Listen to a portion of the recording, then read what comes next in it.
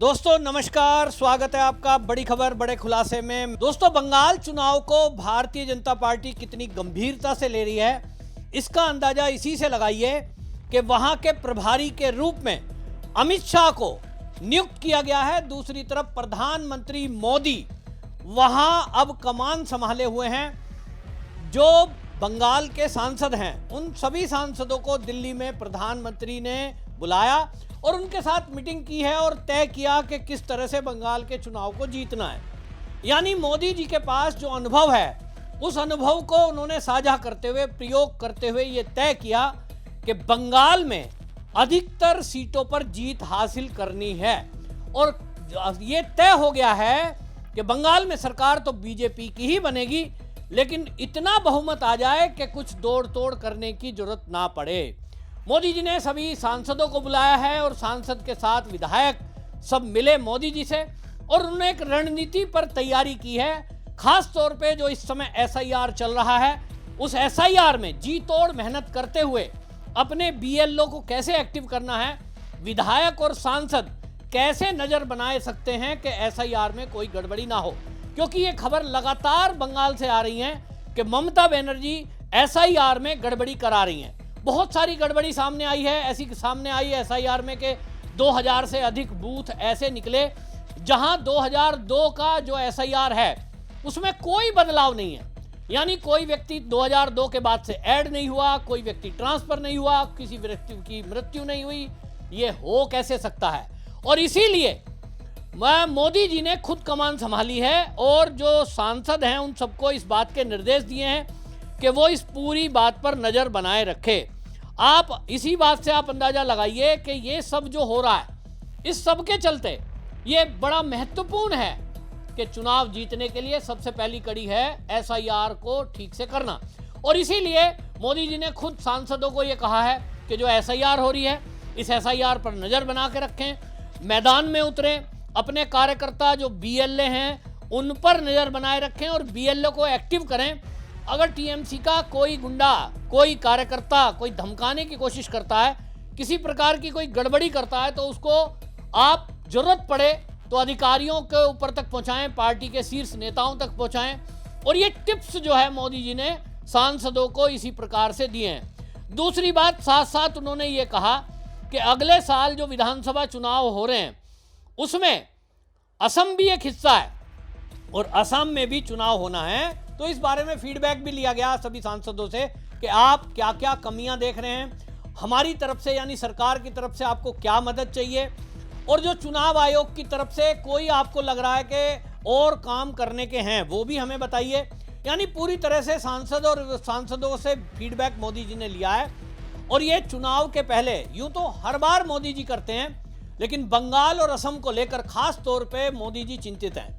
और उसका कारण आपको पता ही है, क्योंकि दोनों राज्य ऐसे हैं जिनसे बॉर्डर लगता है। बॉर्डर बांग्लादेश का लगता है और अब जो जिस तरह से दिल्ली का लाल किला ब्लास्ट हुआ, उस ब्लास्ट में जो एनआईए के इनपुट मिले हैं उनमें यह बात सामने आई है कि अब जो पाकिस्तान के आतंकवादी हैं वो जो है बांग्लादेश में शिफ्ट कर चुके हैं। आईएसआई अपना पूरा ध्यान बांग्लादेश में शिफ्ट कर चुका है, क्योंकि उसको लग गया कि अगर पाकिस्तान की धरती से आतंकवाद हुआ तो जो ऑपरेशन सिंदूर में उसका हाल हुआ है, अगली बार उससे भी बुरा हाल होने वाला है। और इसीलिए पाकिस्तान के जो आतंक के आका हैं ये बुरी तरह दहशत में आ गए और इन्होंने अब अपने ठिकाने को चेंज कर दिया है। दूसरी तरफ हम देख रहे हैं कि वहां जिस तरह से सरकार को हटाया गया, अब वहां कट्टरपंथी लोग वहां बैठे हैं शासन में, और जिस तरह की बात आप देख रहे हैं वहां सब ये बंगाल में जो चल रहा है, कट्टरपंथी लोग ज्यादा एक्टिव हैं। हिंदुओं पे आक्रमण होना है, मंदिरों को तोड़ना,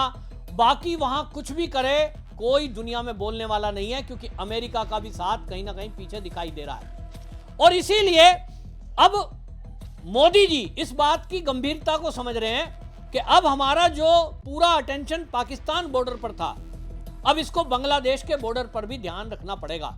पाकिस्तान के बॉर्डर पर हमने फेंसिंग लगा दी है, हमारा बीएसएफ मजबूत है, कश्मीर को अगर छोड़ दें तो बाकी हमारा बॉर्डर पूरी तरह सुरक्षित है। तो अब बंगाल का जो मामला है, बंगाल और असम ये दोनों राज्य ऐसे हैं जो बांग्लादेश से बॉर्डर लगता है, और असम तो वो राज्य है जहां एक चिकन नेक भी आती है, यानी दोनों स्टेट के अंदर अरुणाचल प्रदेश, उसके अलावा त्रिपुरा, मेघालय, मणिपुर, सबको प्रभावित अगर कोई करता है, वो जो 7 सिस्टर्स की बात कही जाती है, वो असम है। और इसलिए मोदी जी का ध्यान बंगाल के साथ साथ असम के चुनाव को भारी मतों से जीतने का पूरी तरह से है। और इसलिए मोदी जी ने सभी सांसदों को हिदायत दी है और उन्होंने कहा कि सोशल मीडिया को अधिक से अधिक उपयोग करें। उन्होंने कहा, बता दें कि उन्होंने कहा कि भाई जो आप सोशल मीडिया पर एक्टिव रहें, जो कमियां हैं उनको आप उजागर करें, ना कि खाली जो है आप दिखावे के लिए सोशल मीडिया पे आएंगे। और इसमें जो है उन्होंने ये कहा कि 2026 का जो विधानसभा है उस पर पूरी तरह से सभी सांसदों को फोकस करना है। भाई सांसद का चुनाव तो अभी है नहीं, 2029 में है। तो सांसद आमतौर पे देखने में ही आता है कि विधानसभा चुनाव में केवल चुनाव के दौरान ही एक्टिव दिखाई देते हैं, भाषण देना है, सभा अटेंड करनी है, इस तरह का रहता है। तो उन्होंने कहा है कि नहीं, आपको अभी से एक्टिव रहना है, पूरी चीज पर नजर बना के रखनी है और किसी भी कीमत पर कोई गड़बड़ी टीएमसी की होने नहीं देना। कोई भी अगर टीएमसी इस तरह की गड़बड़ कर रही है उसकी सूचना ऊपर तक पहुंचाना। और सांसदों को यह भी निर्देश दिया गया है कि आप ध्यान रखिए कि कोई ऐसा बयान ना दे दें जिससे माहौल खराब हो, कोई ऐसा काम ना कर दें जिसके कारण बीजेपी को बैकफुट पे आना पड़े। बयान देने से बचने की सलाह दी गई है।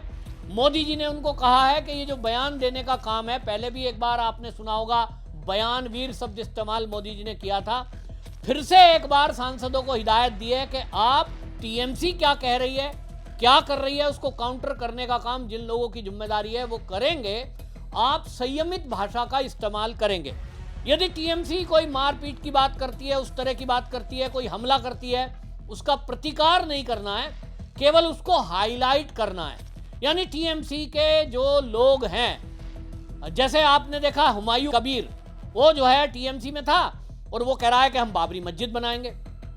तो इससे टीएमसी बैकफुट पर आई और बाद में इतनी फजीयत उसकी हुई पूरे देश के अंदर, तो आप सोचिए कि उसको सस्पेंड करना पड़ गया टीएमसी को। ये रणनीति का कमाल है भारतीय जनता पार्टी का।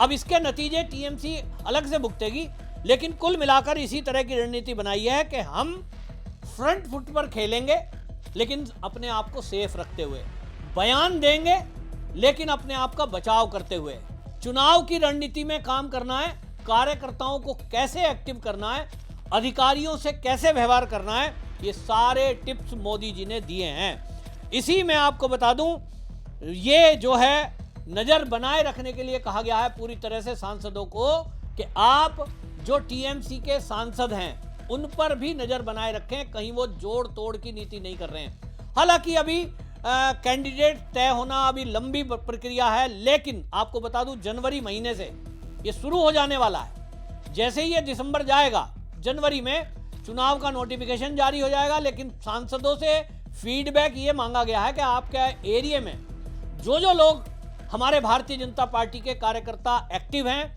और चुनाव लड़ने के इच्छुक हैं या चुनाव लड़वाने में भारतीय जनता पार्टी को लाभ मिल सकता है, ऐसे लोगों के नाम आप सेलेक्ट करके बताएं। यानी सांसदों को यह काम दिया गया है और सांसदों से इसमें राय मशवरा मोदी जी ने की है कि किन किन लोगों को पार्टी की तरफ से टिकट दिया जाएगा। क्योंकि पिछले चुनाव में हमने देखा था कई प्रत्याशी ऐसे थे, वो जीतने के बाद नहीं तो चुनाव के कुछ पहले टिकट मिलने के बाद पाला बदल गए, वो टीएमसी में चले गए। तो उससे पार्टी की फजीयत होती है और इसीलिए अब की बार यह तय किया गया है कि जो भारतीय जनता पार्टी के सांसद हैं उनसे वर्तमान विधायक, उनकी भी फीडबैक ली गई है कैसा काम कर रहे हैं, और नए जो कार्यकर्ता मैदान में उतारने योग्य हैं उनके बारे में भी फीडबैक लिया गया है। यानी चुनाव जीतने के लिए जहां सांसदों को मोदी जी ने जीत का मंत्र दिया है, वहीं उनसे फीडबैक लेकर यह बता दिया कि जो चुनाव है उसमें सांसदों की भूमिका महत्वपूर्ण होने वाली है। नजर मोदी जी बनाए हुए हैं, अमित शाह इंचार्ज बनाए गए हैं और किसी भी कीमत पे एक एक सीट का आकलन हो रहा है कि इस चुनाव को जीतना ही है। यह पूरी तरह से पार्टी तय कर चुकी है। तो मोदी जी का काम करने का तरीका यही है, फीडबैक लेते हैं हमेशा हर चुनाव में और इस चुनाव में भी जिस तरह से वो काम कर रहे हैं, वाकई में ये देखने वाली बात है और बाकी लोगों को भी सीखने की बात है कि मोदी जी किस तरह से सबको साथ लेकर चलते हैं। आपकी क्या राय है इस मुद्दे पर? क्या मोदी जी का जो फीडबैक सिस्टम है आपको लगा जरूरी था? सांसदों को साथ लेकर चलना तो जरूरी है ही है, लेकिन अपनी राय जरूर रखें, वीडियो शेयर करें। वंदे मातरम।